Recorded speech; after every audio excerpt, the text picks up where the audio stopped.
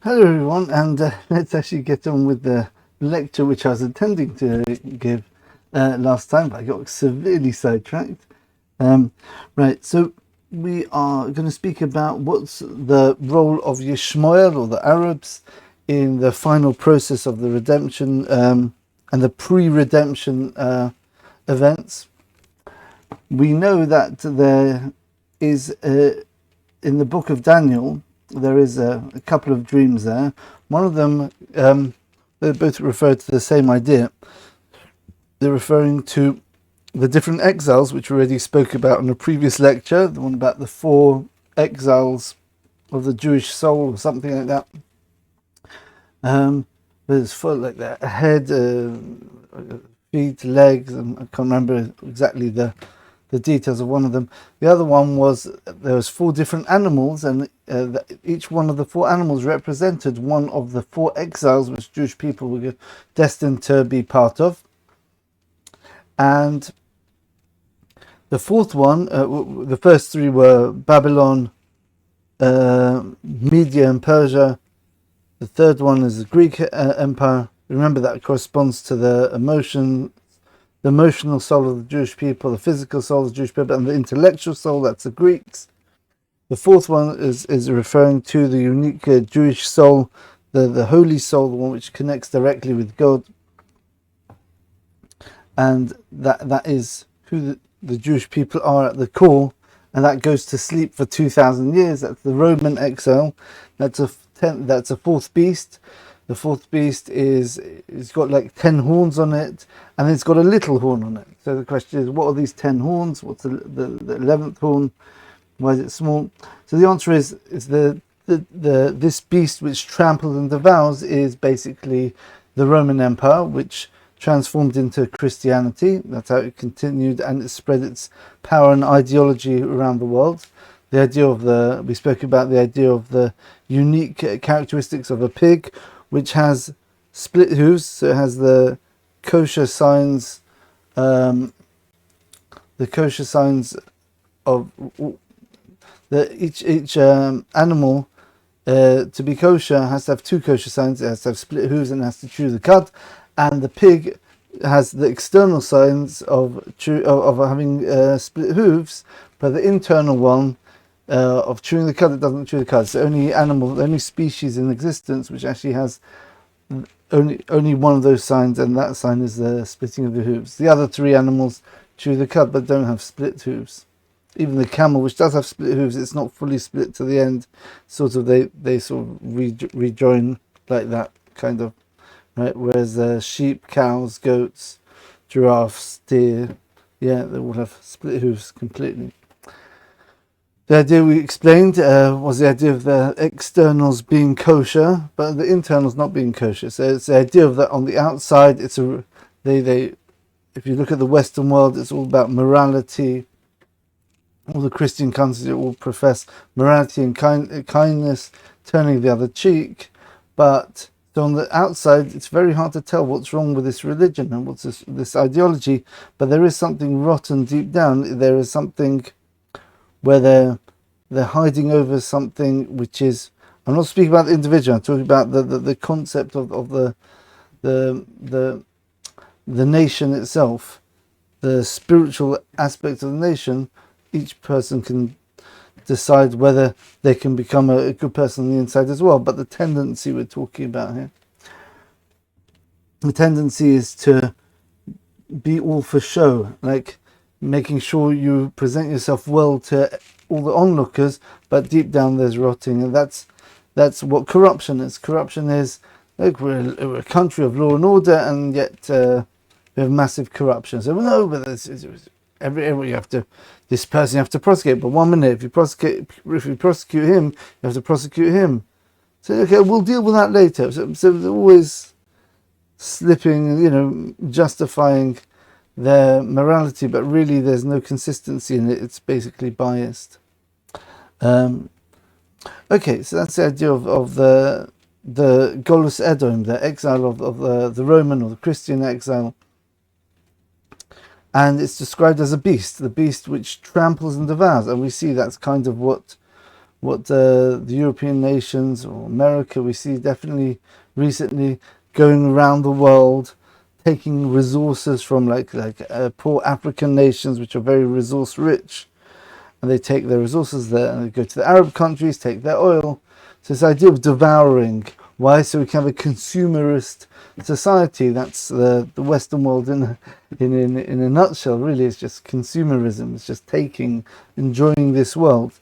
Yeah, people don't realize. I think the poorest 1% or something like that. The poorest 1% of people in America or something is richer than most people in the world, or something like that. Yeah, it's ridiculous. The standard of living in the Western countries, especially in America, is very, very high. Yeah, it's not a bad thing in itself. It's the question is, do you become hedonistic and just chase after that, or do you use it in order to do good, right? Yeah, so of course, you got a massive spectrum of people who use that for the good. Some people that just being very selfish. Okay, and the other thing which this beast does, it devours and it tramples, it destroys. So you see, when America goes, it just destroys whole countries, takes them over, takes their resources, and then it leaves, leaving them in the completely shattered. The British Empire is a good example of that. Yeah.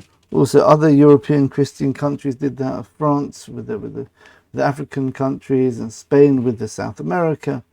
Yeah. So idea of invading, plundering, and just, yeah. So that's the idea of this animal. Why does it have 10 horns? Because this is meant to represent 10 places. Because unlike the other nations, which are specific local areas, Babylon is modern day Eastern Iraq, Persia and Media, that's modern day Iran. Greece and Macedonia, that's the Greek Empire, the Macedonian Empire.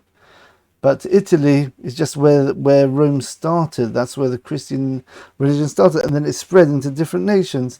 And the Jewish people have been in exile in basically 10 different major nations for the last 2,000 years, always under a Christian nation. Started with Rome, I think Russia was one of them, Spain, I can't remember. So they do speak about exactly which countries we presume those 10 nations are.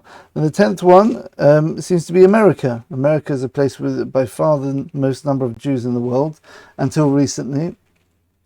Now I think there's more Jews in Israel than there are in America. It's a sign of the salvation, where most of the Jewish people are living in Israel. It's a sign that the final salvation is getting very close. Yeah, so the 10th one is America. So that's why we spoke about the war between Iran and America. We said we singled out America as the representative of the Christian religion in our last couple of hundred years. Yeah, the most number of it's the country with the most number of Christians in it. Right. So even though it's separation of church and state, okay. But essentially it is a Christian nation. That's what is set up by the Puritans, the Protestants, who wanted to escape from the oppressive English, Irish, European nations, which didn't tolerate this more pure way of serving their religion. Right, so those are the 10 horns on this beast, which is Rome or Christianity. What's this little 11th one? The 11th one is, the rabbis say, it's referring to Yishmael. Yishmael is the eldest of the two sons of Avraham. Avraham married two wives. Sarah was the first one. Then Sarah couldn't have children. Then she told him, take a second wife, because I want you to have children. So he married the daughter of the Pharaoh, the Egyptian king. Her name was Hagar. She was a very special person. She became a convert. And she was very happy she was a princess, and she said, I'd rather be a maidservant in the house of Avraham, right? And yeah, and so she was a very, very special person. And eventually Sarah said, take the maidservant as a wife, right?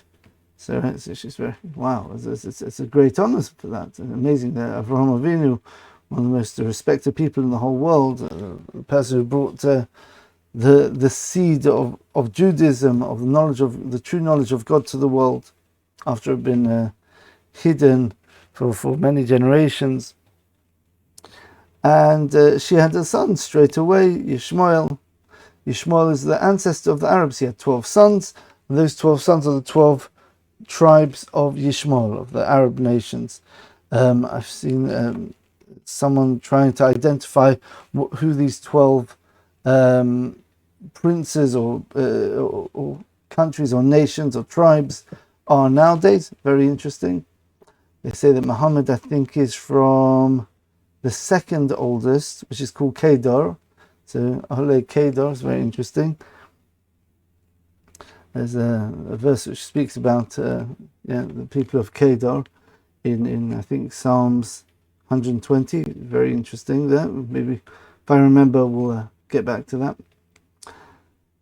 So these 12 nations, which come from the Yishmael, they're meant to be the ones who are actually that tiny little horn at the end of this beast.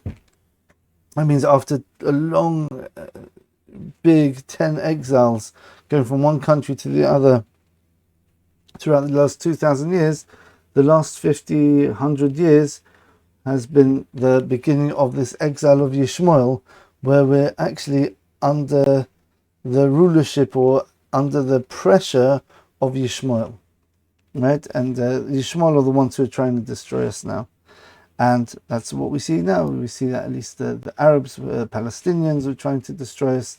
We had, until recently, relatively recently, you have Egypt and Jordan also tried to. We've got a peace treaty now. We'll see how long that lasts. And then you've got Syria. So you've got all the surrounding Arab nations all had a ideological battle against the Jewish people. Was it over the land, or maybe it was something else? They wanted to destroy the Jewish people, and that's what each one of the exiles is. They want to pressurize or destroy some aspect of the Jewish people, whether it's spiritually or physically.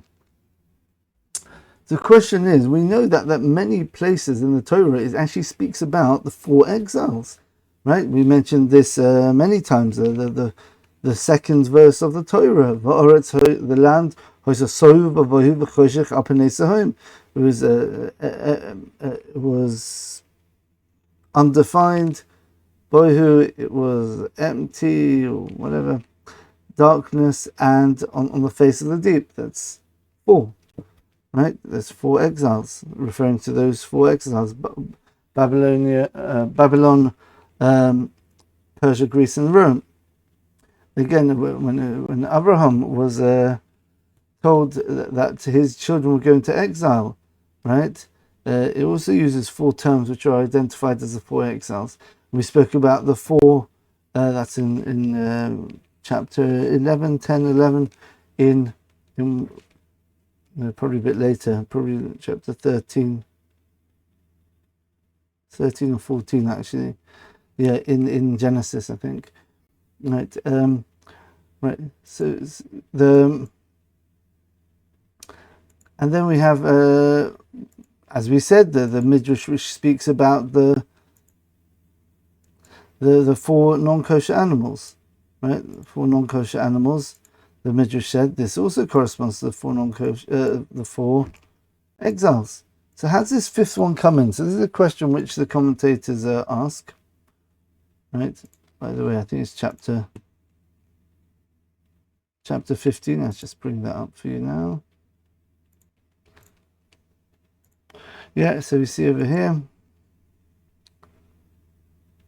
Oops. Give me this subscription thing here. Yeah, this is the first time where Sarah drives out her maidservant because she became pregnant. And she said, "Oh, I must be much holier than Sarah because I became pregnant as soon as I married Avraham, and she's been waiting many years without having a child." And then she sees the what's it called in the angels in the wilderness, and they tell her that she's going to have a son called Yishmael, right? And then miraculously, Avraham called the son of Yishmael, of Hagar, Yishmael, even without being told to. Right, so it's obviously a prophetic thing going on there. Yeah, so chapter 15.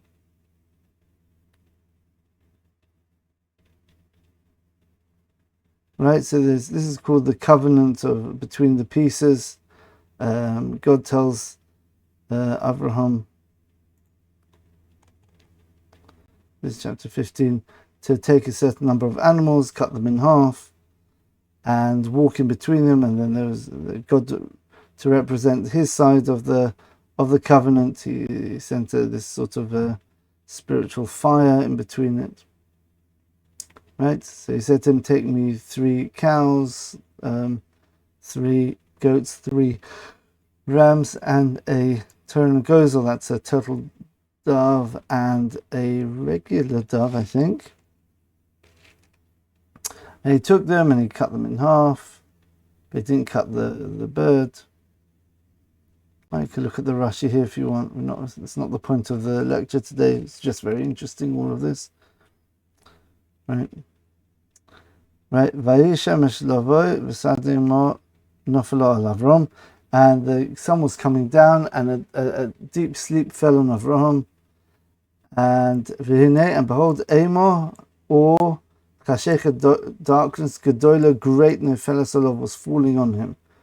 Right. So these are allusions to the 4 exiles. Yeah, and that's what Rashi actually says. Remes et soros v'choshech shekolius. It's a hint to the suffering and the darkness of the Goliaths, of the exiles. Right. So have a look at the rest of it in your own time here. Right. V'gamas is referring to the going out of Egypt. Right, and he said that you'll go into a land which is not yours, you'll be oppressed for 400 years. Right, Rashi explains the calculation exactly. Right, V'games again, also the nation which the Jewish people will serve, Don Anochi, I will judge. What's it mean also? That means not just the Egyptians, but even the other ones. The other ones, there's going to be more than Egypt. Sounds bad enough. You tell me there's going to be another 4. Right, this is V'gam, the Rabbi Stalmachis. This extra word V'gam includes the 4 exiles. Shafim Kolim Ashibtu Es Yisrael. They will also get destroyed because they subjugated the Jewish people. Yep, and that's Don Anochi, I will judge Be'esem Makos, in the 10 plagues. That's 10 plagues which we commemorate on Pesach, which is in about 3-4 days' time now. When we actually went out of Egypt, and the 10th of the 10 plagues, which was the greatest of all of them, when God killed every single firstborn in Egypt out of the Egyptians, and none of the Jewish firstborns died. Berchush Gadol, is all talking about the exile of Egypt. Okay, but they went after 4 generations, they'll go back to the land of Israel,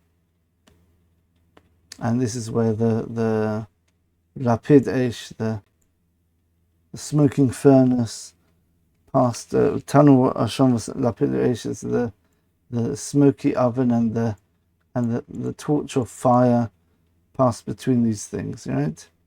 And then he made a promise to Avraham, saying that I'm going to give you 10 nations, right? And we know that the Jewish people were only given 7, so this is referring to Moshiach. When Moshiach comes, we will have an extra 3 nations. So the land of Israel will be much bigger than it was even at the time when the Jewish people were living in the land of Israel.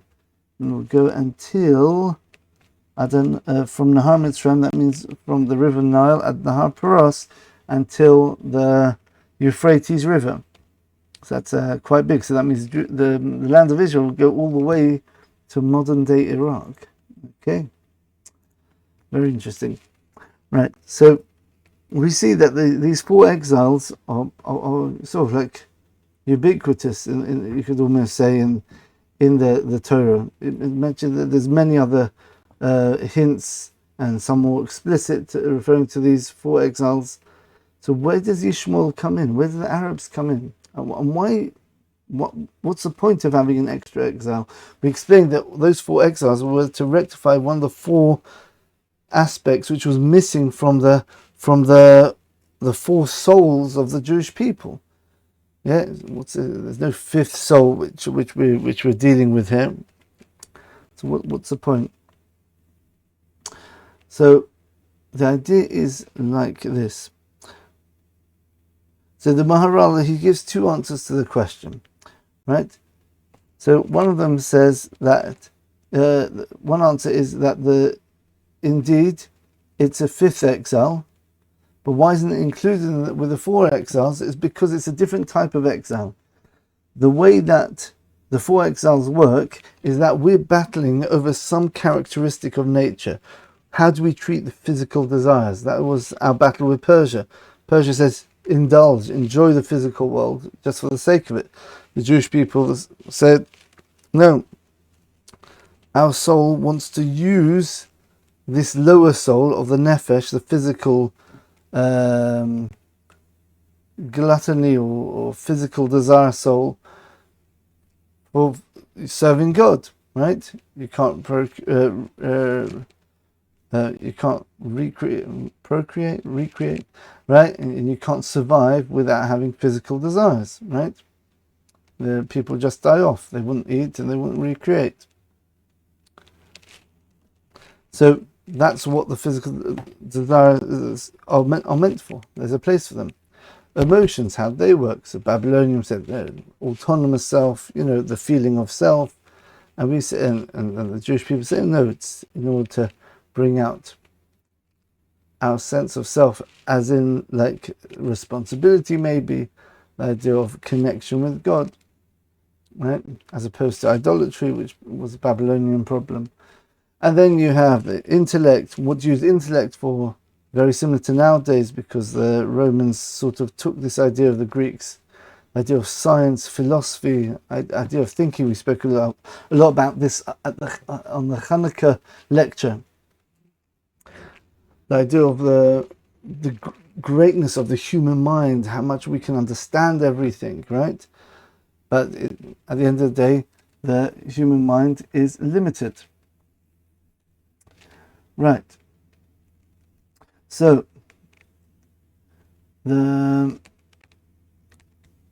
battle was over these 4 types of exiles, of these 4 souls, and there was the country which we were fighting against was trying to rip away that spiritual energy for itself. The Greeks wanted intellect for itself. They wanted philosophy and science for the sake of it, because it's just so beautiful, right? As we spoke about in the Hanukkah lecture, the first one there.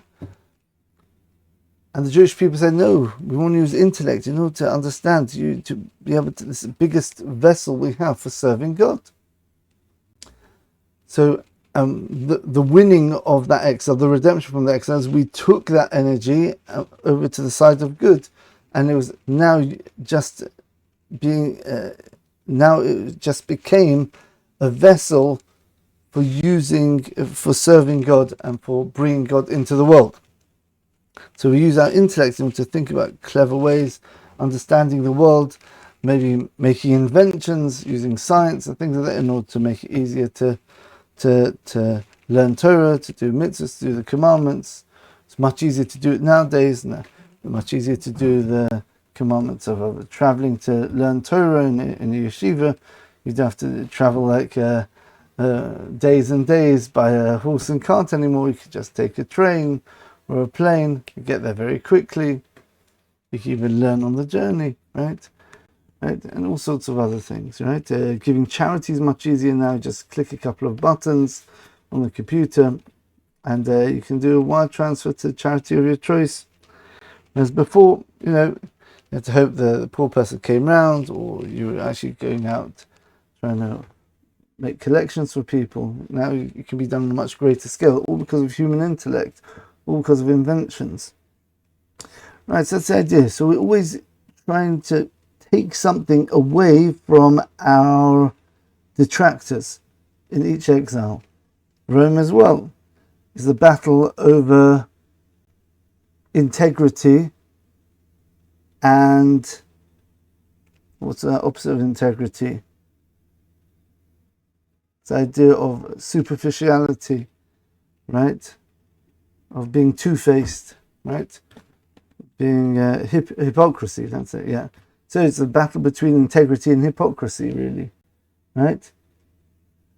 Everyone's outside is good now, but is your outside just to hide the evil which is inside, or is your outside something where, well, I have to live up to that. I have to act in a way. If I'm presenting I'm a good person, I've got to be a good person. Yeah, so we have to create our internal reality, as opposed to leaving it vacuum, empty and just making everything on the surface very superficial.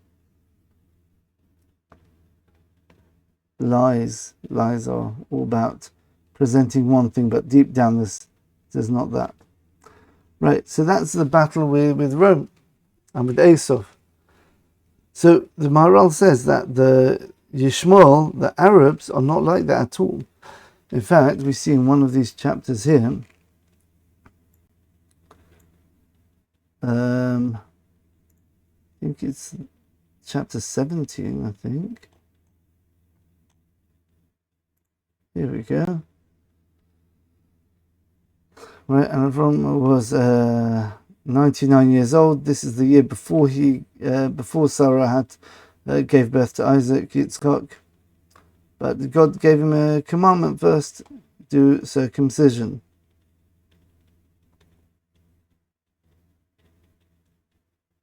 Right, he said, don't call your wife Sarai anymore. Call her Sarah. Right. So instead of Sarai, it's Sarah. And I've blessed her, or I will bless her, and I've given to you from her a son, and I've blessed her, and she will be for nations. Malchei Amim, kings of nations, shall come from her. And Avraham fell on his face. Vayitzchak, interesting, that word Yitzchak, which means laughter. That's actually the name of his son, Yitzchak, right? Which means he will laugh. And he laughed. He was very happy. Vayomer b'libo, he said in his heart, Halaven me'or shana yivoled. Can it be for 100 years he will give birth? And Sarah, my wife, is 90 years old and she gives birth. What an amazing miracle! Amazing! Thank you, God, for this amazing tiding. But then he said something very, very scary, let's say, or very foreboding. I think so. Vayomer Avraham Elokim, and Avraham said to God, Lu, if only Yishmael, my current only son, Yishmael, Yichye lefanecha, he should live in front of you. What does it mean? Yichye lefanecha, Yichye b'yirasecha, to live with your fear. Now, it's interesting, this word fear here, because we've explained before, we're going to explain a bit today as well, the nature of Yishmael is kindness. It's the opposite of fear. Right? Right? Okay, so we'll have to get back to that. Vayomer Elokim avol saro ishtecha. Behold, indeed, your wife Sarah, your ledzecha ben. Yeah, she'll have a son. I just told you you're going to have a son, Isaac, or whatever. Whatever crosses Shmo Yitzchak, and she'll call his name Yitzchak. And I'll keep my covenant with him, lebris olam, everlasting covenant, lezarei for his seed afterwards, means for his descendants. Ul Yishmael shmaticha, but as for Yishmael, I've also heard you.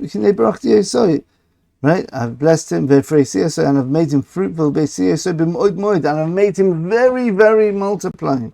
That means he will have 12 princes, and I'll make him for a great nation. Right? Rashi says, Ka'anonim. Nesim can mean princes, it can also mean clouds. Saying that they will actually disappear like clouds. Interesting. Also a very deep idea there about the nature of Yishmael. But my covenant I will keep with Yitzchak, which Sarah will have next year. Okay. So, and then you got the rest of the chapter about Avraham actually circumcising himself and his son Yishmael. Okay. So what's going on here? So we see that Yishmael had a blessing directly from God.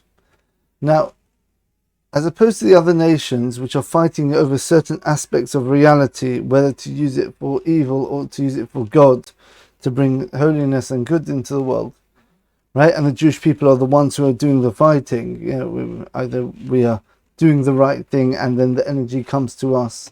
The way it works, very briefly, it's a whole lecture in itself here, is that after Adam's sin, Adam used to have his energy directly from God, right? And the Satan had his own, Satan had his own source of energy, right? So Satan represents the world of testing, the world of where there's evil, where there's temptation, right? Where there's battle to pull to the side of evil, right?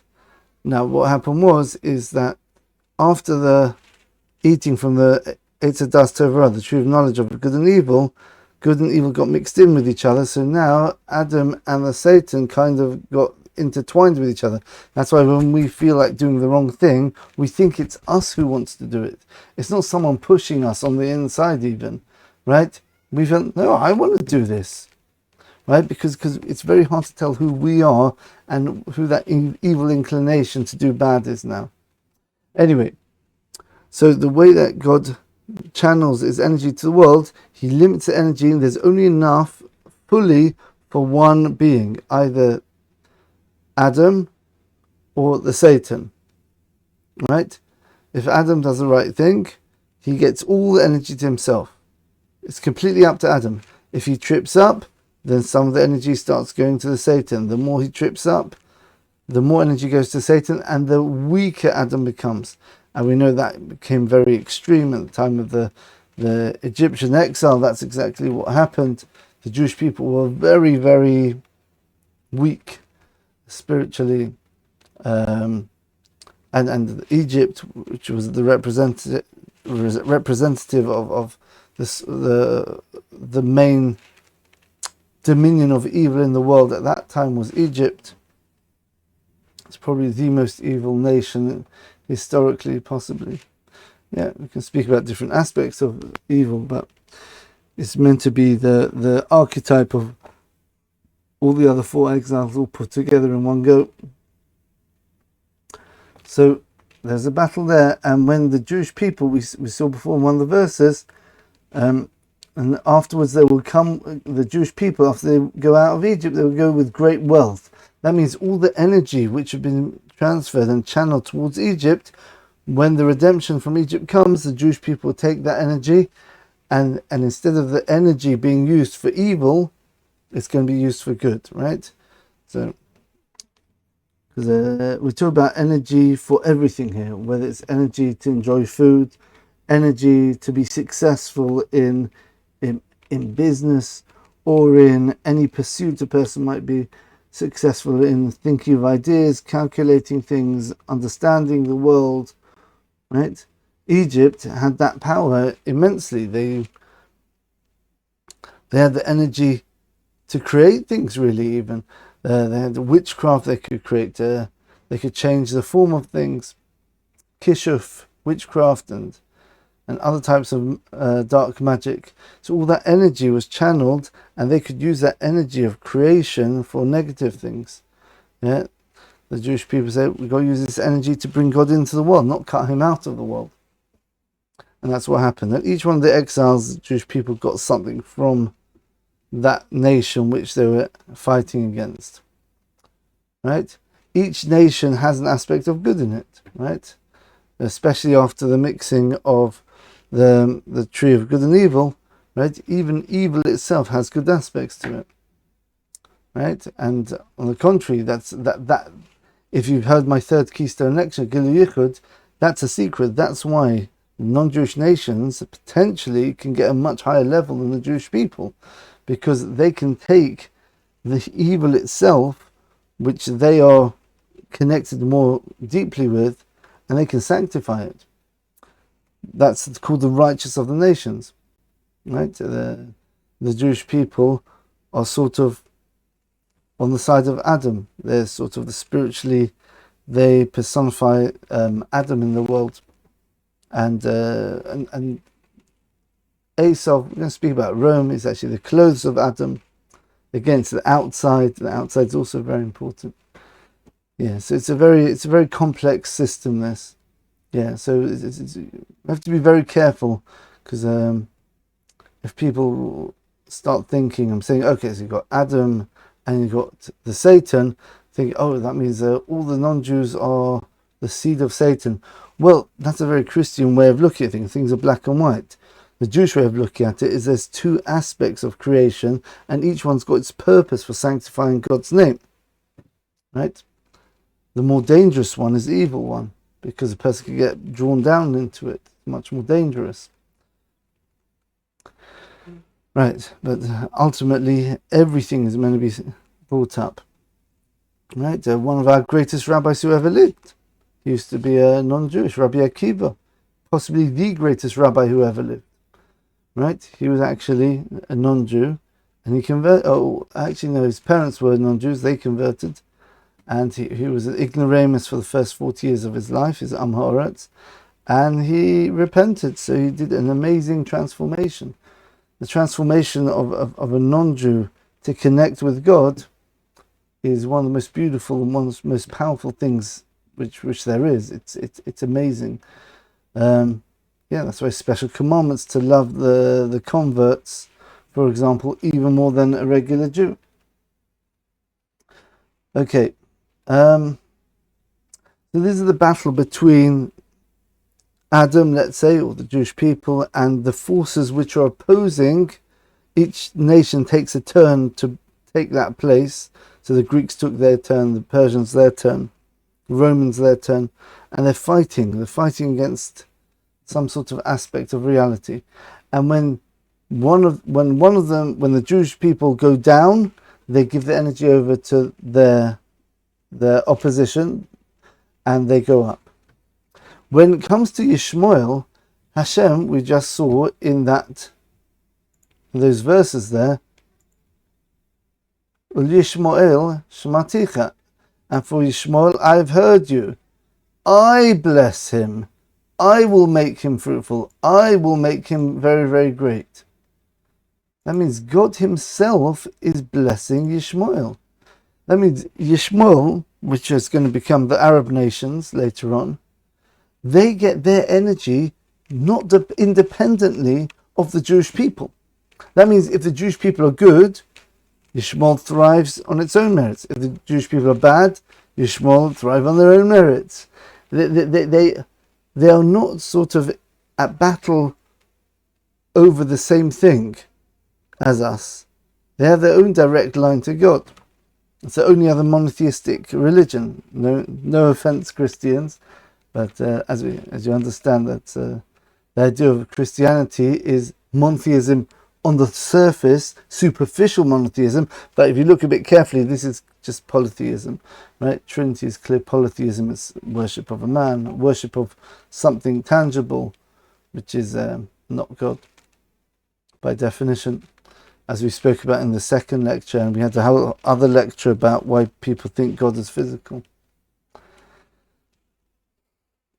So Yishmael, and that's why, interestingly enough, Yishmael is the only nation out of the 70 nations. We saw on one of the Armageddon lectures. I think it was the second or third one. We actually saw the chapter. Was it chapter 10 or something like that in Genesis, with all the descendants of Noah, and those are the 70 nations. None of them have God's name in them. Yeah, when it comes to Yishmael, this name over here, Ula Yishmael. There you go. See these two letters, Kale. I don't want to say it by itself. It's an Aleph and a Lamed, but I pronounce it Kale because I don't want to say the name by itself. But it's God's name. Is one of God's names, and Yishmael actually means God will listen, right? As opposed to, and obviously the other nation which has got God's name in it is Yisrael, Israel, right? Also got that El at the end, which is you fought with God. I think it means Yisrael, Kisoriso. You became a prince or something like that. Yeah, that's a discussion in itself. The idea of Yishmael, why is it called Yishmael, God will hear, is because at the end of days, when God wants to bring the final salvation, he will bring this exile of the Yishmaelim, the Arabs, and they will oppress the Jewish people so badly and so cruelly and violently. Yeah, the Jewish people will just cry out to God, and Yishmael, and God will listen and hear them and take them out, which parallels again the going out of Egypt, where Vayishma Elokim Esnakos, God heard their cries. Of course, the idea we spoke about prayer. Prayer is essentially prayer is connecting yourself with God, is connecting directly with God. Yeah, not thinking about I can do this, He can do that for me. No, God's everything. You're just making that direct connection.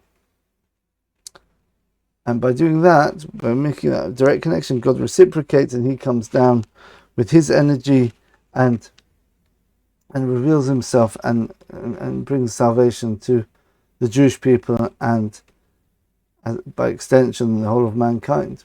The whole of mankind will benefit from the holiness of God. The Jewish people are just like the channel.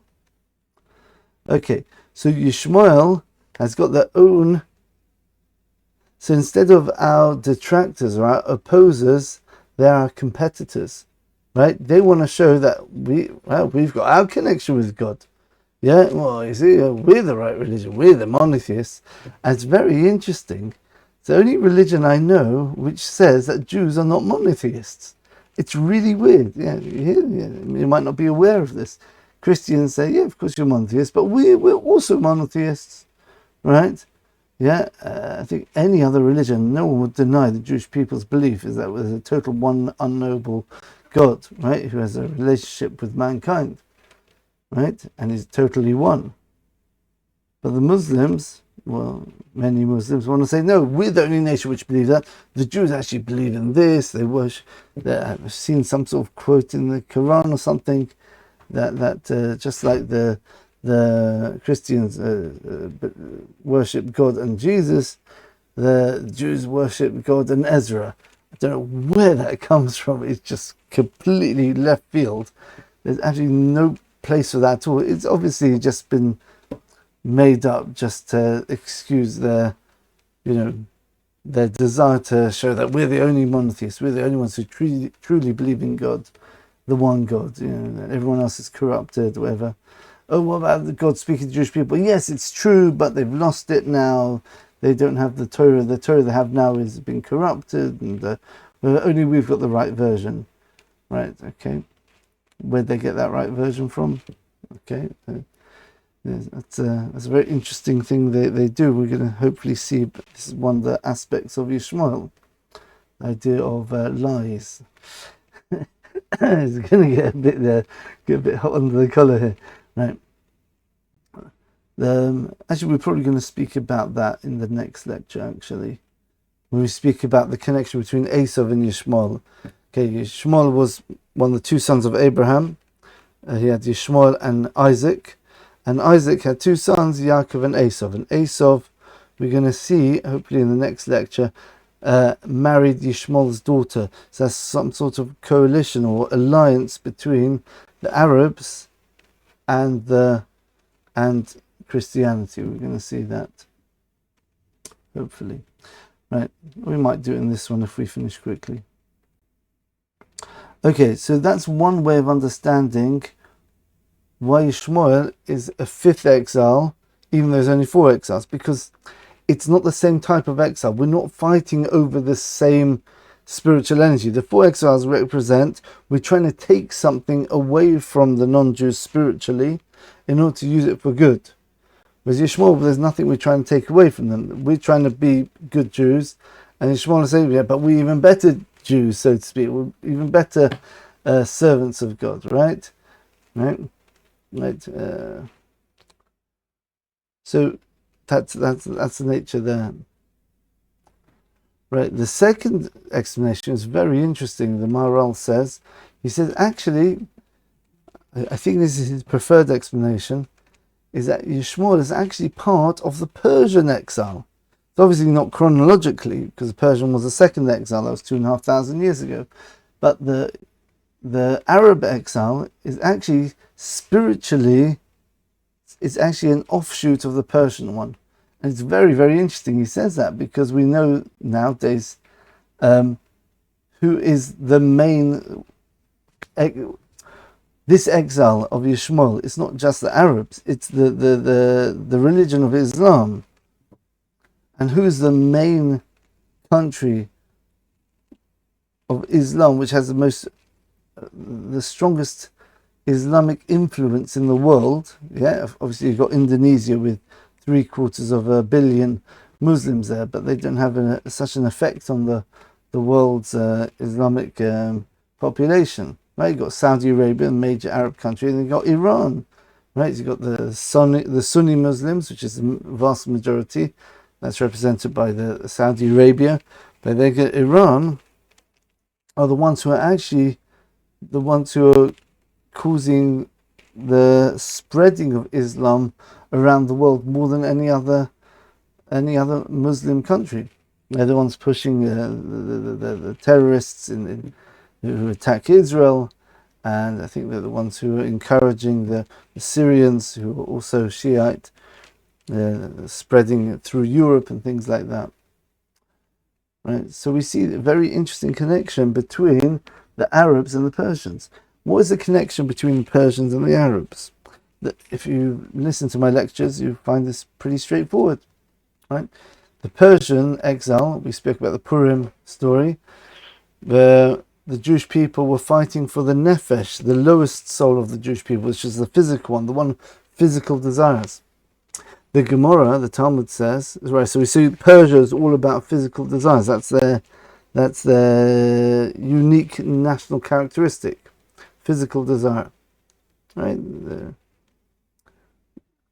On the other hand, Yishmael, the Arabs, the Talmud says that 10 measures of promiscuity, or zinus, or what's the word for it? That type of immorality, the immorality which takes place between people, right? Men and women. So 10 measures was sent down to the world. 9 of them the Arabs took, and the rest was for the rest of the world. So that means they have a very, very strong focus and desire for, basically, for marital relations. Let's keep it clean, right? Right? That type of desire the Arabs have much stronger than any other nation, and we see this unfortunately with the attacks, and not just the October the 7th attacks. We see whenever they go into other countries, like with ISIS and things like that, they take the brides and things like that. And if people know what happens in places where, like Abu Dhabi and things like that, they hire Western women to do like terrible things there. Very debased. I'm not saying all of them, but these examples of some of the worst examples of that type of desire being twisted so badly.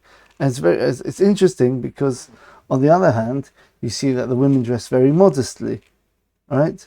So you think, well, Jewish women dress modestly as well, because we want to not fall into that trap of looking at every woman walking down the street. But it seems that with Yishmael it works differently. It seems that's more of a control mechanism, as you're going to see now. So we explain what's the difference between Yishmael and Yitzchak, which Yitzchak represents the Jewish people. Yishmael take the characteristic. Remember, there was 3 characteristics of God, right? Kindness, control or justice, and balance or mercy. And the 3 patriarchs, Avraham, Yitzchak, and Yaakov, all personified one of those three characteristics. Avraham was chesed, kindness. Kindness means I'm going to do good to anyone, even if they're completely undeserving. I do kindness for the sake of kindness itself, not for the sake of the person. I don't care about the person. I care about being kind. So if there's someone who I can be kind to, I'm going to be kind to them. So even if it's an evil person, I'll be kind to them. Right? Now, that is not the ultimate manifestation, the perfect manifestation of that characteristic of kindness, because if you're kind to someone too much, you spoil them and you actually end up destroying them. If a person spoils their children, the children end up being spoilt, and they are not good people, and they're always being selfish their whole life. They're always feeling unsatisfied because they're so used to getting what they want. They don't develop into mature people who say, yeah, I can handle without this. I'll be a giver more than a taker. That's a danger of just being kind to someone without limits, without any rationale behind it, without any balance. Yishmael, so when Avraham had two children, there's a spiritual filtration system. So with Hagar, interesting, Hagar was from Mitzrayim, which was a place which is very well known for immorality, right? It was, they say, one of the levels of the lowest levels of impurity. Even says that the time of the Makas Bechoros, the killing of the firstborns of the Egyptians, the Egyptians were panicking because one person in his house, he had like 10 children, and they all died. So what's going on? It's only meant to be the firstborn, but you see all the other ones, we're all going to die. As the verse says. Yeah, Kiyomru Kulonu Mason. The Egyptians were saying, get the Jews out of him because we're all going to die. Why are you all going to die? Only the firstborns. Because what happened was, sometimes some of the women, the wives, they would have affairs with unmarried men. They would become pregnant and have mamzerim. That means illegitimate children, whatever, right? From having an affair. And those children, even the second, third, fourth oldest of this woman in this household, the man thinks, well, this is my first, second, third, fourth, but it's really the firstborn of like the guy like 2 doors away, or like the next row, or the one she met in the marketplace, right? So it turns out there was a lot of znus, there's a lot of immorality in Egypt, and we know that's why Avraham didn't want to stay in the land of Egypt after they captured his wife Sarah in chapter 13 in Genesis, I think 13, 14, right? He said, I'm not staying here. This is a place of immorality. I can't live here, right? Even though Pereh said, all right, I'll give you back Sarah. He took Sarah as a wife, right? But God protected Sarah, and he gave a big affliction to the Pharaoh there, that he couldn't do anything with her. There was an infection of the brain which actually made cohabiting with a woman very painful. So that's how he protected Sarah there. And then Pereh said, okay, here you can have Sarah back. You can dwell anywhere where you like in my land of Egypt.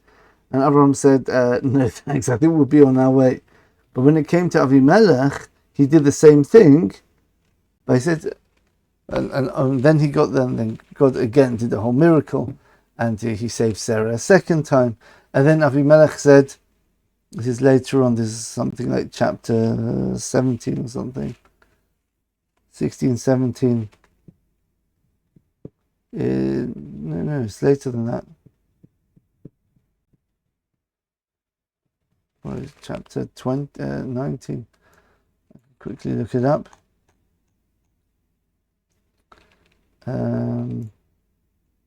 18, right, that's right. Chapter 18 is that one. 19 is the men of Sodom. It says it should be chapter 20. Yeah. Yeah, so you look at chapter 20 here.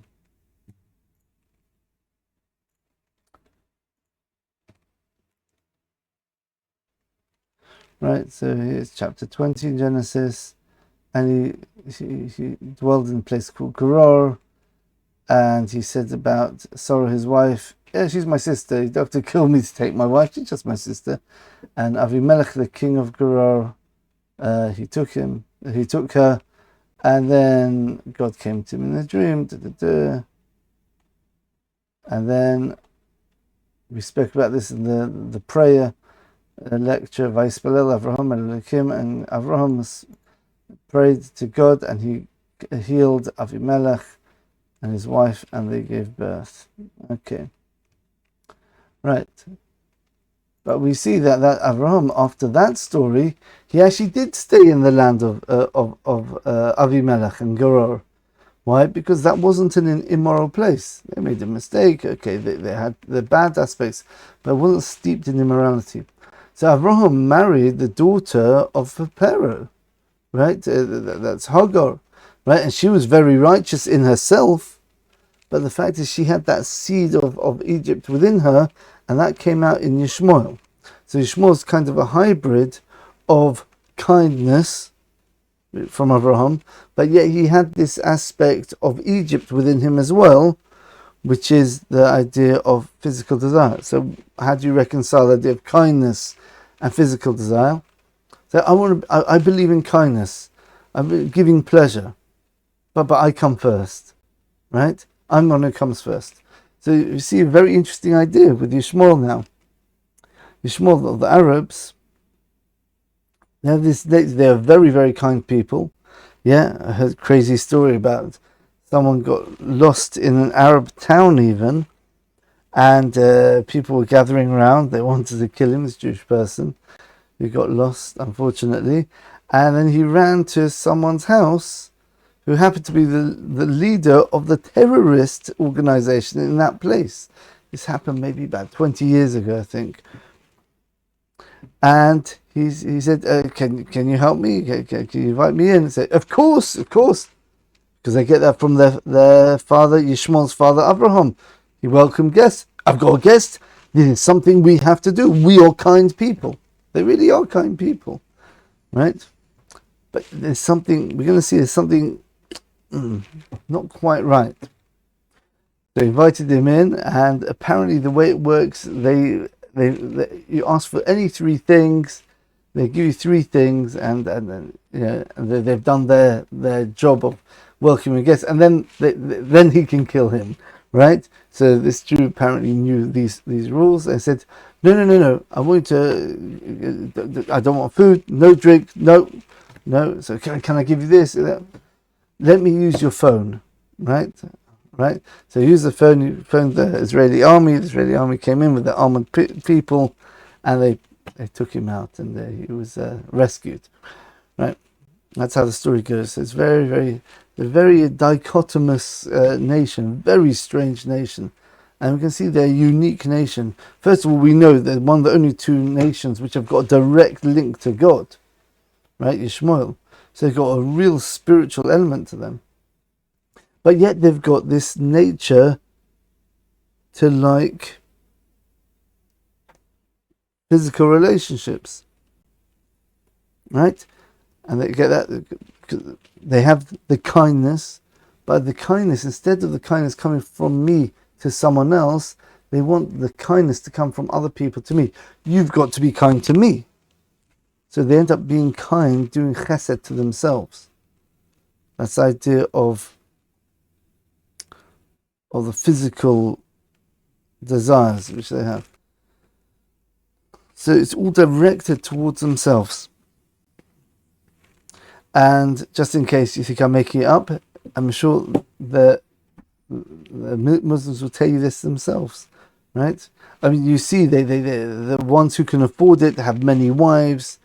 If anyone knows the Quran and some of the stories and they'll know the very twisted ways they have of rationalizing certain aspects of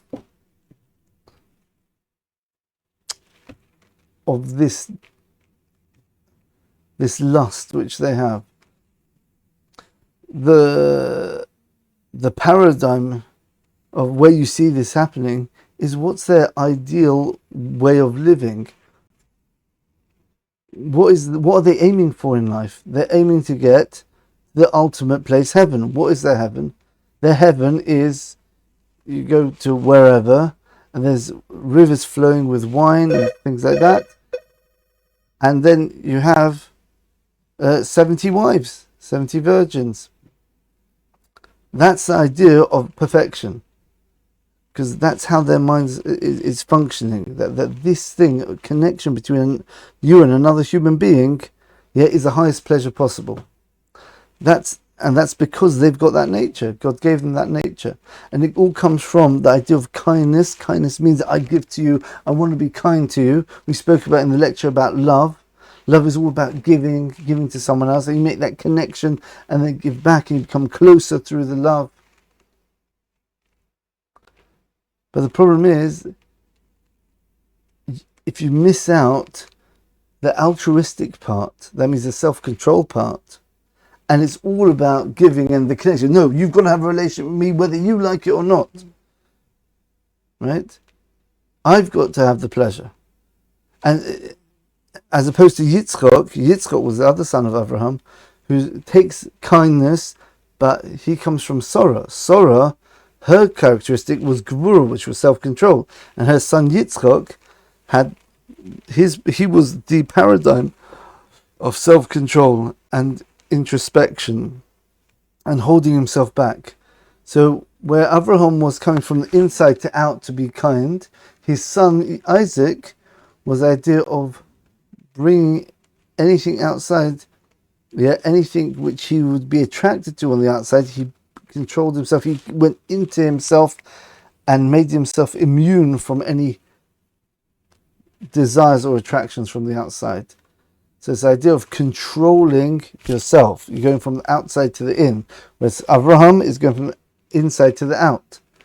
Yishmael is chesed, is kindness, but it's going kindness from outside to in. So it's the wrong way around.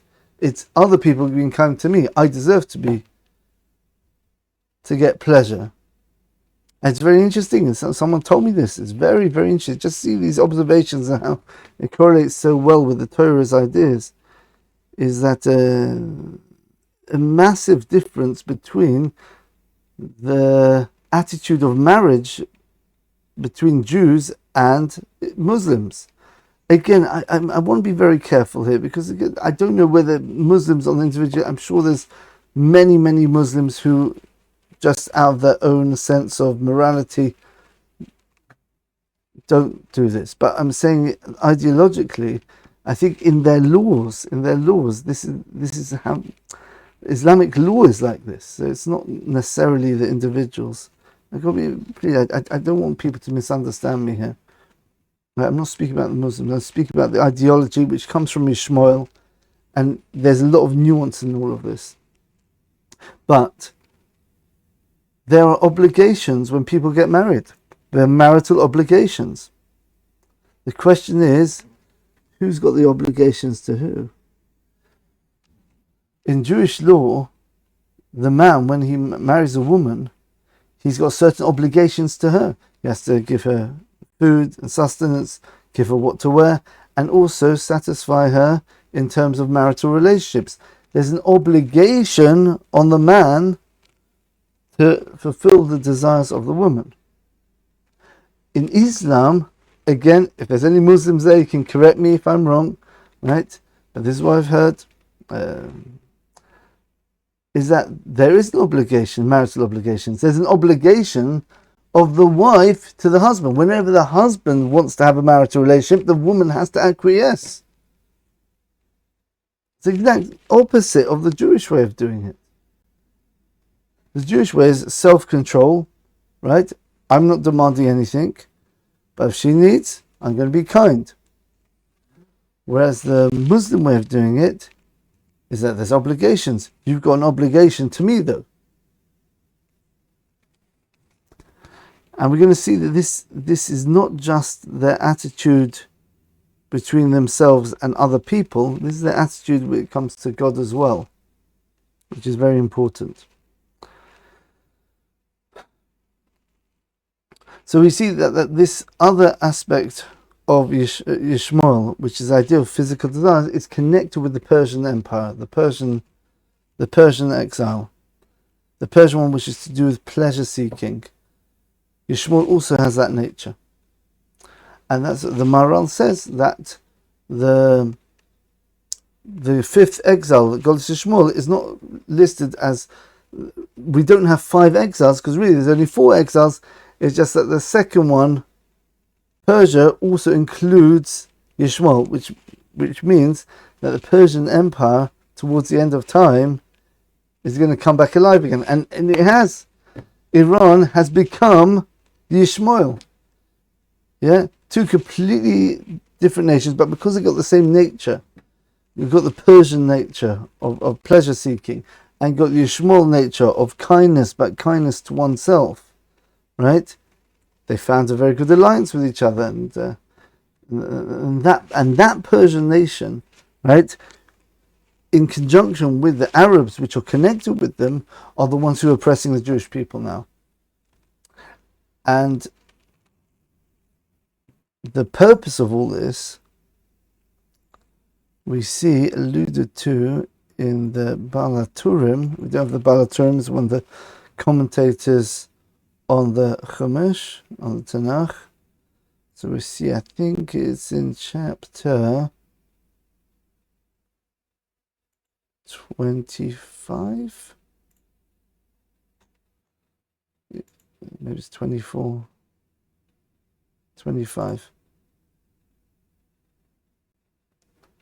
Okay. Right, here we go. Vayesef Avraham vayikach Yeshosh Keturah. Right, Avraham married the third wife called Keturah, but the rabbi says actually he remarried Hagar after he sent her away.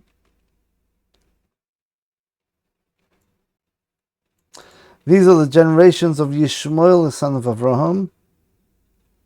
These are the names: Bechor Yishmael Nevoyos, Kedar. We spoke about that. I think it's Muhammad's from this second one. Kedar, Adbel, Mivsa, Mishma, Viduma, Masa. Okay, these are the children of Yishmael.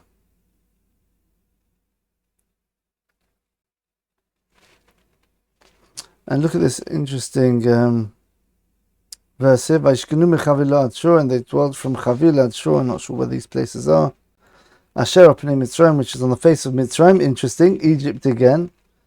Yeah, that attraction of Islam to Egypt, where it comes from originally. Boyacha Ashur, going to Ashur. Interesting, Ashur, that's Iraq, modern day Iraq. Wow. Yeah. So, Al Panei Cholech of Nofol, on the face of all his brothers he dwelt. Very interesting.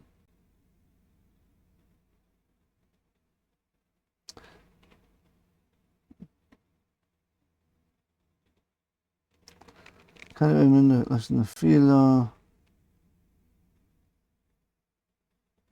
Yeah, so it says he dwelt upon the face of all his brothers. Nofal, he fell. So we see that this word Nofal, he fell upon the face of his brothers. He fell. That means that's where he dwelt. But he uses the word Nofal, which means falling, which is referring to the falling of the tribes of Yishmael. Eventually they will fall. And when they fall, then Ve'ele told us Yitzchak ben Avraham heard this Yitzchak. Then we have the generations of Isaac, the son of Avraham. Then we have the true manifestation of Avraham in the world, which is Yitzchak, which is the idea of self-control. And Avraham heard this Yitzchak. Avraham is the one who bears Yitzchak. This is the idea of kindness is ultimately the seed of justice and self-control. Because the highest form of kindness is when you give someone the opportunity, like we said in the very first Keystone lecture. The highest form of kindness is I give you the opportunity to earn everything you have. And then not only do you have everything, but you have everything because of you, and you feel good about it. It's part of you. It's not just something which is given to you, and you feel these things are not me. I heard this term recently. What was it? It's something guilt. When people have a feeling of guilt that things have been given to them as opposed to they've earned it. Yeah, I can't remember what the term is. Imposter syndrome, that's what it's called, imposter syndrome. Yeah, it's a psychological phenomenon where a person feels that, oh, like, I got so rich, I'm a billionaire, but what? Well, maybe it's because I had all these people helping me, and it wasn't really me. But if I would, I think people who have positive discrimination, I think a lot of black people in America, they get into university even though their marks are not are lower than the average mark which you need to get in. They still get in because of a quota. They want to give all races equal opportunities. So even people who wouldn't otherwise get in, they get in and they think, oh, I'm a doctor now. But they think it's, maybe it's not because of my hard work. Maybe I don't really deserve all of this. Maybe it's just been given to me. It's imposter syndrome. Right. Yeah, so that's the highest form of kindness, is to let a person earn their way in the world. That's Avraham, kindness. Holid bears out Yitzchok, which is self-control and discipline. It means I deserve everything I get. Right? So the Baal HaTurim says, what's the juxtaposition of Yishmael, the children of Yishmael, the falling of Yishmael, because it uses that word falling there, which hints to the downfall, the eventual downfall of Yishmael, and then seeing the idea of kindness being transformed into Midas Adin, being deserved, which is the idea of the world to come, where God is kind to us because we deserve it. This tells us, in order for us to reach this stage in the messianic era of Yitzchok is the final purpose, right? Avraham is the kindness, God's being kind to us, but we don't deserve anything. Yitzchok's the opposite, we deserve everything. That's where the Jewish people are trying to aim to get towards, and mankind's got to get towards ultimately, deserving everything, not getting anything for free. So how do we get to Yitzchok? Is only through Yishmael falling. That means the very last exile, which is the exile of Yishmael, of the Arabs, they're going to cause such problems for the Jewish people. We're going to be crying out, and we're going to do a lot of soul searching, very similar to the Persian king we spoke about in a couple of lectures ago, about the Persian king, Haman, right? A king as harsh as Haman is going to cause such oppression and a threat of destruction for the Jewish people. The Jewish people are just going to repent, right? And then we're going to, from ourselves, we're going to realize what we should be doing, and we're going to repent, hopefully, and get to that stage of Yitzchok. All because of Yishmael, right? The very other interesting, another aspect of Yishmael,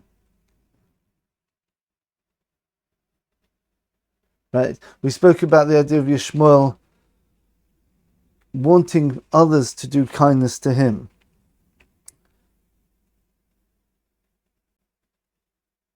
So there's another idea with the Yishmaelim. It says in Parshas Vayera, before there was any Arabs technically, but they had people who we refer to now as Arabs. They had Arab nations, I guess Yishmael mixed in with them. In Parshas Vayera, that's Genesis 17 or 18, Avraham has just had the circumcision, and he's sitting outside his tent waiting for guests. And God says, I'll send him three men. And they look like three Arabs. And he said, please come in, I want to invite you in for a meal, right? But before you come in, please wash your feet. Okay, why wash your feet? So Rashi explains, because Avraham didn't want to bring in idolatry into his house, because the Arabs worship the dust on their feet. Now, if you look through the whole of Tanakh, you never see a type of idolatry. You see all sorts of weird and not wonderful types of idolatry throughout the Tanakh, but you never see one of people bowing down to the dust on their feet. What's the idea? The idea is that the Arabs, obviously, this is a hint to what the Yishmael's descendants are going to be like, because they are the Arabs. Is wherever, when we serve God, what do? Well, logically, we don't know what to do unless God tells us. God tells us, then we'll follow what he says. The Yishmaelim, we spoke about this in the Purim lecture, the very long one, is one of the 9 forms of Amalek or evil. Wherever they walk, where a person walks, let's say I'm going towards a very peaceful way of looking at the world. I'm a very humanist. So that's where I tread. I personally feel we should be peaceful people. There should be peace between the Jews and the Arabs. Yeah? What they do, they say, it's not just my opinion. God says so. I worship God. And God says there has to be peace. So what are you worshipping? And then you've got other Arabs who say, well, look in the Quran, right? Look at different chapters, right? There's lots of contradictions, so you can pick whichever one you want. We believe the Mahdi or whatever, the Messiah, the Islamic Messiah, apparently they have one as well, apparently. Yeah. He'll only come once all the Jews are killed. So we've got, and so therefore, so what's really going on? They don't like Jews, right? So they pick these chapters over those chapters, right? Because I don't like Jews. And God says, destroy the Jews. Right? So now I've got rationalization now to destroy the Jews because God tells me to. So who are they serving here? They're not serving objectively what their prophecy is or what God tells them. They're serving wherever they decide to walk and whatever dust they kick up with their feet. That means I'm going this path and kicking the dust on this path. That's what I serve. Right? And that's what God's telling me to do. So what are you essentially doing when you're doing that? You're saying, I come before God. So they're not really serving God. They're saying, I believe we should kill Jews. Right? But not because of me. I'm telling you that God is telling me to do that. And therefore, I worship God, so God is great, and we kill the Jews, or we kill the Americans, whatever. Right? No, sir, I believe we make peace. Islam's a religion of peace. Right? It says it in the Quran in chapter 5, whatever. Right? The Jews have got a place, and Muhammad said that the Jews don't need the Quran because they've got their own book first. Right? Right, so it says we've got to live and let live. Right, it's just the other nations, the Buddhists and the Hindus, we'll deal with. Right, but the Jews and they say the Christians as well, we don't mess around with them. Right, they already know what to do. They already have their message. Right, that's what God says. So who tells you to choose one chapter over the other? It's because they want themselves to go in this way. Some people want to go in that way. Some are more pacifist. Some are more militant. Right, and they pick, and because they want to go in that way, they say that God is telling them to do that, and all of them claim that this is what God's saying, but no one's trying to reconcile the chapters and seeing objectively what does God want, right? So really, they're serving themselves again. That's the Yishmael of doing kindness to yourself, right? I believe in kindness. Sounds really great. So go on, be kind. And it's very interesting. You see the attitude of many of the not good Muslims. Like they complain, that you've got to be nice to us. You can't mistreat the immigrants, like and stuff like that. You must be nice to us. You must. Well, why don't you behave like a good guest in the country? So no. We deserve it. We deserve everything. That's the attitude, and the Western society doesn't understand that because they come from Yitzchok. Yeah, Yitzchok is the father of Esau, which is the father of Western society. Right? The Romans and Christian, right? The idea of discipline, about being proper. There's certain, you've got to act justly. You've got to have gratitude. Yeah, you can't say everyone has to give you. Why? That's just irrational. Because I'm me, right?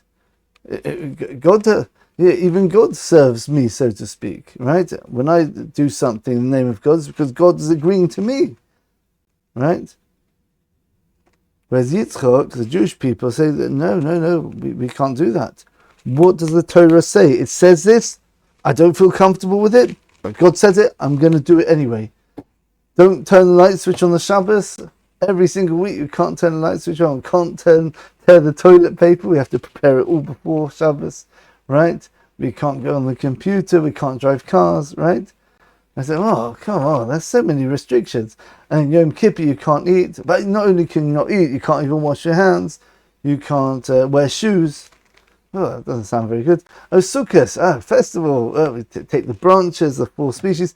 Oh, but you have to live outside in the hut in your back garden. You can't live in the house. What was if it's cold? Make sure there's some heaters in there, right? Right, and Pesach, Passover, celebrating going out of Egypt. What do? We eat this very hard cracker, the matzah, and the bitter herbs. Oh, why? Because God tells us. All right, we don't want to do it. We do it because that's what God tells us. We control ourselves and push ourselves down in face of what God says. Whereas the Arabs or Islam, Muslims, whichever one you want to use, each one's got their inaccuracies. But the idea of Yishmael is saying, we also serve God just like you do, Yitzchak. The difference is that Yitzchak says, find out what God says first, then do that. Yishmael says, we're doing that, and then find out what God says. Oh, and God always ends up saying what we ended up doing, which we decided to do beforehand. Right? So it's a rationalization which comes after the fact. So it's not really serving God. And we see this in the idea of and remember, they do don't say it's fake. When they're serving God and they're killing Jews, or they're trying to make peace with the Jews, or whatever, don't think it's fake. They genuinely believe they're serving God. Right? I hope so. Yeah. They really do. Their connection with God is very, very real. It's not a fake, it's just a superficial thing. The problem is their message is completely corrupted, right? The message is corrupted, right? Because they don't have a clear message. The message is complete. I mean, as far as I understand, the Quran is full of strange contradictions, even historical contradictions and things like that. They have people who live thousands of years apart, living in the same time period. I can't remember off the top of my head, right? So their message is messed up. They believe in a one God, but the message is messed up. Whereas the Western world, the Christians, it's the other way around. They have a good message, because they believe in the Torah, but they don't have a direct connection with God because they've got to go through this intermediary, which is a human first. Or they don't believe God is one, ultimately he's three, which means even the spiritual aspects of God are essentially philosophically physical because they're bound. They've got their own boundaries, their own definition. So Yishmael is all about the idea of twisting the idea of altruism, of giving, serving God, but really it's for me. I can add this on maybe. Right, this is the idea of who you... Yeah, I think because there's two important things in this chapter which I wanted to bring. Where is it? The chapter...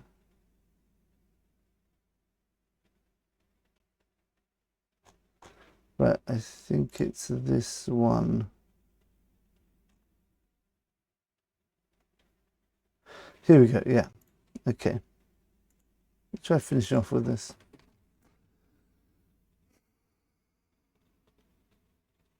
This is when Hagar was sent out by Sarai. This is before Yitzchak was born. And Sarai felt that Vayavo el Hagar v'tahar, and Avraham came to Hagar, v'tereh ki arasa, and she saw, she became pregnant, v'tereh ki arasa, and she saw she became pregnant, v'tekeveta beinah, right? And her mistress, that means her Sarah, became light in her eyes. Right? Rashi says, Mabir Rishoina, from the very first union, she became pregnant straight away. So she was saying, what's going on here? Yeah, Sarai has been decades with Avraham. She hasn't had a child, but look, my first time, Omra, she said, Sarai's her inside's not like her outside. She shows that she's like a righteous woman, but really she's not a righteous woman. She didn't merit to have pregnancy all these years. But Anina's about to be a Rishona. I became pregnant from the first one. And then Sarai says to Avraham, why aren't you sticking up for me? My maidservant's like looking down on me. It's a disgrace, right? Right? God should judge between me and you. Right? She said to Avraham. Yeah, interesting interpretation here in Rashi. Right? And Avraham said, do what you like with her. And Sarai afflicted her and oppressed her, made her do hard work. And then Hagar didn't like that and she ran away. And then the angel found her in the wilderness. He told her to go back to her. And I'll make your children very great. And they will not be counted from abundance. And we know the Arab nations are huge, they're massive. They're about, about 7th or 6th of the world population are Arabs, yeah? And they're just growing and growing and growing. They're the highest birth rate. And they're the biggest nation, the biggest race in the world, I think, the Arabs. Yeah, the Chinese are more, but they're increasing much faster than Chinese or the Indians. Right? Behold, you're pregnant and you will bear a son. Right? Because the cross Shemo Yishmael, she miscarried the first one, and then Avraham, she became pregnant the second time. Right? In all this story. And you should call his name Yishmael, Ki Shoma Hashem Elonech, because God has heard your affliction. Pereh Adam, he will be a donkey of a man, a wild donkey of a man. Yodova Kol, his hand will be against everyone. V'yad Kol boy, and his hand and the hand of everyone will be against him. V'alpnei Cholechov Yishkoin, and on the face of all his brothers he will dwell. And remember, we said later on in chapter, what was it? Oh goodness, I'm so bad with chapters. Chapter 21, was it? 22? 23, maybe 24. Right? It said, he will dwell, right? And Sheyeh Gadol, he'll be numerous, his seed will be numerous. And he said, what do you mean, Pereh Adam, a donkey of a man? He loves to be in the deserts, which is exactly what happened with the Arabs. They're just a desert dwelling people. And they dwelled in the desert, and he'll be one who shoots arrows. List him, he'll be a bandit. Everyone will hate them. He'll be against everyone, and everyone will hate him. What's happening nowadays? What's happening with the Arabs in the world, right? Who's the biggest threat to peace in the world? The Arabs, the immigrants are coming into Europe. They're causing such disharmony in all the European countries, and you've got the far-right parties rising up and saying, we've got to do something about this, right? And you've got the leftist ones which are saying, no, immigrants are good, you've got to be compassionate, look, it's our fault, we've oppressed them, we've invaded their countries, which may be true as well. You've got to let them come in, but you don't let them come in and then they kind of take over, the guest takes over the house. Right? So that's the idea, your Dovakol, list him, right? We'll take your women, right? You take your property, or you take over your countries, right? they will be against everyone. And everyone will be against it. Everyone will hate the Arabs because they're just...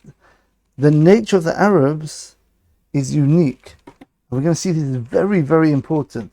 And this is, ironically, the good part of Yishmael, what Yishmael is trying to do here in the world.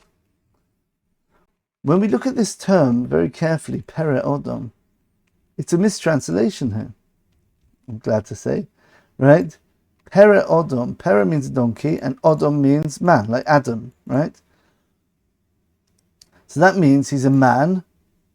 So remember we said that specifically the word man, there's two words for man, Adam and Ha-Adam. Adam generally refers to Adam himself. This person, Yishmael, has an aspect of Adam himself. That means someone who has a direct connection with God. Yishmael. He's got Kale, he's got God's name in his name. But Pereh, it's not a perfect man, he's a donkey of a man. That means he's tied down to his physical desires. Right? The letter Pei Resh, or Shimshon for Hirsch, says that every word in Hebrew, every root word is made up of three letters. The first two tell us what the nature of that word is. The third one just finishes off the idea. We spoke about this. We spoke about eating and love, I think, about ahava and achila, right? About the letter aleph representing the idea of oneness, and then hav is giving, it's oneness through giving, or achal, which is eating, oneness through kiloyan, destruction, right? Because when you eat it, you destroy it, and it becomes you by the fact that you destroyed it inside you.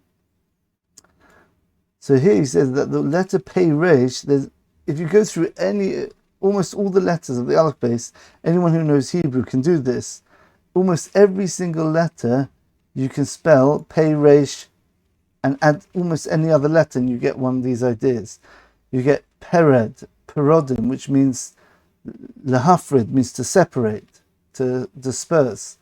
Peri is a fruit. That's the idea of breaking away from the tree.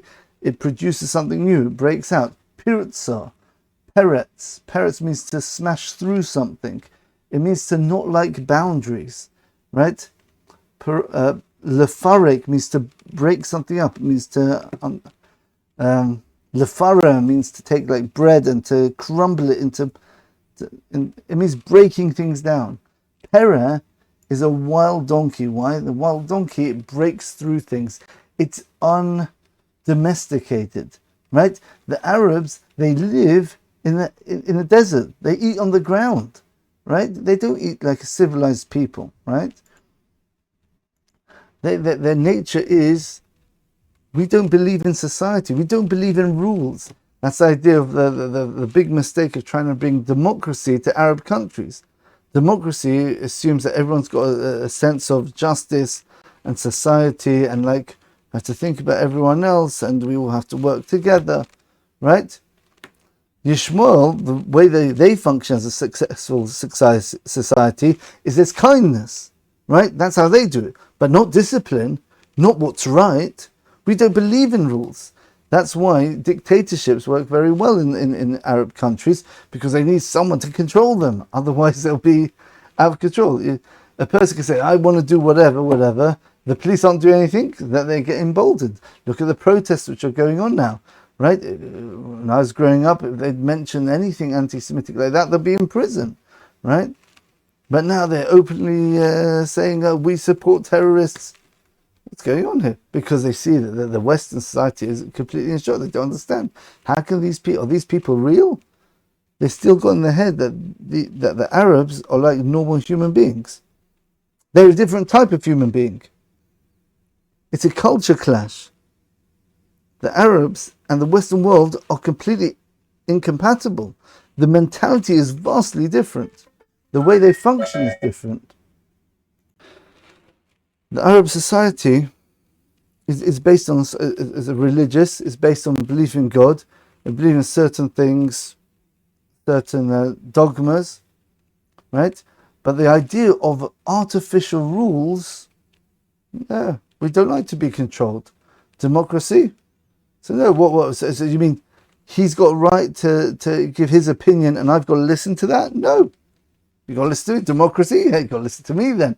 But they don't understand the idea. Democracy means You try to assert your opinion, and if you're the minority, you have to agree, the minority has to agree to acquiesce to the majority. But when you've got a Pereh, someone who breaks through, a donkey, a wild donkey, wants to break through, he doesn't believe in societal norms. You can even say that the terrorist attacks, these weren't just killings. They weren't just killing and murdering, and raping. They were doing it in such cruel, twisted ways. Why? A human being wouldn't do that. But the Arabs say, what do you mean? There's no rules. There are no rules to the world. We are unlimited. We are chesed, kindness. That means no boundaries. We are unbridled. You can't control us. Therefore, no one likes them, because all of society, countries which have society and rules, the Arabs come in and break the rules, and no one knows what to do to stop them. That's what God's doing. He's getting the Arabs to every country of the world. He's breaking down the societies. You know what the interesting thing is? Is that in Hebrew, the adjective and the noun work the other way around. So if I'd say there's a red cow, the adjective comes first, and the cow is the subject, right? In Hebrew, it's the other way around. It'll be poro, cow, adumo, red. So here, it's not a man, but he's a wild donkey man. He's a man of a donkey. That means really Yishmael is essentially a donkey. Conceptually, what's the characteristic of a donkey? One which wants to be not controlled, wants to break through boundaries, wants to not be limited by societal, by natural norms. We believe in the one ultimate God. There's no such thing. Nature's rubbish. It's a contradiction to God. We hate nature. We live in a desert. We live in a place where there's no rules. There's no natural way of living, right? We don't like this, right? Yeah, you build your twin towers. We're willing to break down any human natural sense of survival and life. We kill ourselves just to knock down towers and kill Americans. That's the battle between the Arabs and the rest of the world. The Arabs want to break everything down, right? Because they want to bring spirituality to the world. They don't see this world. They're not rooted in this world. This world is just temporary. It's not them. So therefore, live in the desert, right? And they see other people building towers. You're wrong. No, don't. You can't be successful because this world is lies. Whereas the Western society is Asov, Asir, doing stuff, right? We want to build up society. We want rules, we want structure, law and order, justice. That's Asov, Rome, Christianity, right? So Yishmael go and break things down. But what type of wild person is he? He's not just a wild person. He's a wild person who's got the nature of a man, and a man is someone who believes in God. And that's what makes the Arabs so much more dangerous. Is Yishmael is not just, I don't believe in society. I just, what they call them, cynics. I think they were cynics. I think they were called, some of the Greeks, right? I don't believe in society. I live without conforming. I want to be non-conformist. Yeah? I'm not just being non-conformist just because I feel like it. I'm doing it because this is God's mission for me in the world. This is my purpose in the world. God's telling me to do this. So I'm a Pereh, but I'm not just any Pereh, I'm an Adam Pereh. So therefore, when I destroy people, I destroy it with a vigor, with a conviction. When I kill people, I do it the most cruel way possible. When I rape people, I do it in the most disgusting way possible. When I break down society, I do it in a way where it just causes as much pain and suffering as possible. And this is essentially the characteristic which leads to Moshiach, and the final salvation. What's one got to the other? Because we have to remember, we're in a physical world now. Moshiach, the messianic era, is changing, transforming the world into a world of spiritual awareness, where we don't live in natural ways anymore. We live in a way where we're connected with God, and God is the only reality. But you can't just do that if your whole focus is this is a physical world and maybe there's a God, and then everything gets turned completely upside down. That's too much of a change. So you need a transition period. The transition period is done by the nation who's already halfway there. That's the Arabs. The Arabs have got this nature where this physical world, they already see the falseness of this world. God is everything. They're still attached to this world, in their own way. But they're the ones who start saying, all these countries and everything, all their society, all the history of France and Europe and America, England, get rid of all of that. Destroy it. Knock down the statues. Knock down heritage. It's all meaningless, right? Break down characteristics. Break down boundaries. Yeah? Don't break through borders, right? Yeah, infiltrate, cause chaos. We want chaos. We don't want order, because order is to do with nature. We want supernatural. So they're the ones who are breaking down the societies. That's why everyone hates them, because they're breaking everything down. Everyone's going to be against them. They're going to be against everyone, and everyone's going to be against them. But there's a purpose. God creates everything with a purpose. And that's why Hashem said to Avraham, this is why Avraham asked it, please bless my son Yishmael, because he knew that was the way that mankind would come to its perfection. That's the way that the human race will be able to transform from this impossible transformation from fully physical to fully spiritual. It can only be through a conduit, through someone who's halfway. And my son Yishmael can do that, because he comes from me, the chesed, right, that kindness, but it also comes from this, which is the idea of breaking down barriers, a connection with God, right? But yeah, he's got that nature of selfishness, which will actually not be kind to others, which will break people's societies apart. And then eventually, once you have that, once you have Yishmael changing our way, COVID did this quite a lot, by the way, just as a side, changing our whole perception of reality, right? What's real, what's normal? There's no more normal. Everything's changing, and eventually, once Yishmael's done his job, then the evil of Yishmael will be destroyed. And we know the rabbis say that Yishmael will do teshuvah, he'll repent at the end of days.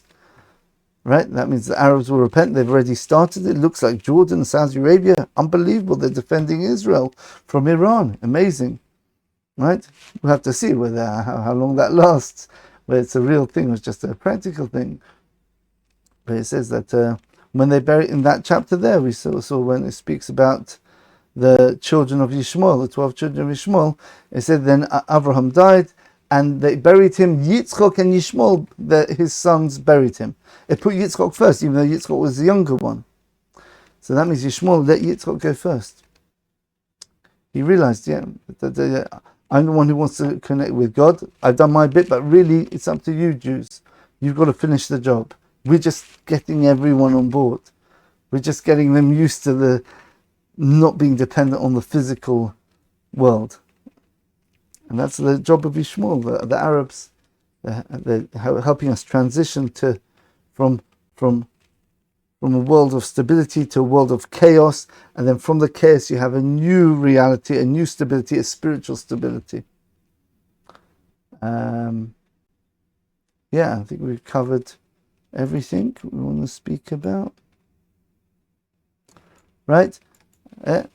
And so we see these multiple different facets and aspects of Yishmael, and they all come together just to create this channel to perfect the world. And and maybe next time we'll speak about how Esau, the Christian empires, Rome, how it comes in and how they join up. The idea of the lying of Yishmael is very interesting, the power of speech, but speech in order to fight with the speech, propaganda, very interesting. The idea of the marriage of Esau to Yishmael's daughter, that means Esau, who doesn't have the power of speech, he's got the might, but he needs the speech, agrees to let Yishmael propagandize and influence. Right? As you see, it's happening in the West now. Very, very interesting. Right, so hopefully we got a picture of the Arabs, Yishmael, Islam, Muslims.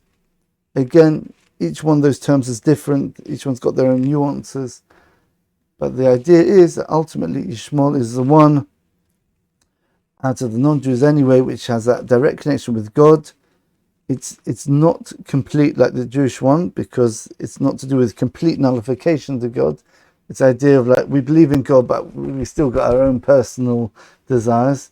But listen to God, and then once the world goes through this upheaval, which of course includes the massive war of Armageddon, which comes at the end of this, then the whole world starts to transform and reform in a much better way. All right, thanks for listening, and please leave any questions in your comments about this or the whole lecture series. Just leave a comment there. I'll try to answer all the comments, or any other question on Judaism or anything, and even the other topics I speak about. Thanks for listening, and all the best.